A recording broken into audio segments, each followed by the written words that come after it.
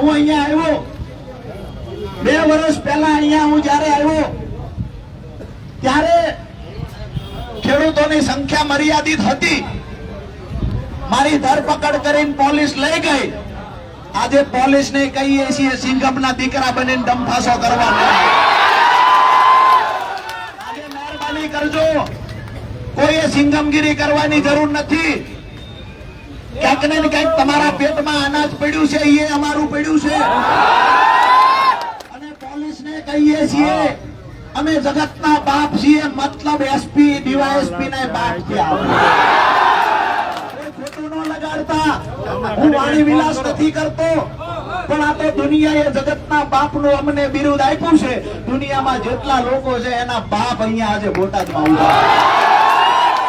એટલે પોલીસ પ્રશાસનને કહીએ છીએ ભાજપના ઈશારે આ યાર્ડની અંદર જે કડદો થઈ રહ્યો છે, જે ખેડૂતોને લૂંટવામાં આવી રહ્યા છે, એના સામેની અમારી લડાઈ છે. આ લડાઈ પરિણામ સુધી અમે લડવાના છીએ, એ વાત નક્કી છે. બધા સાથે છો ને?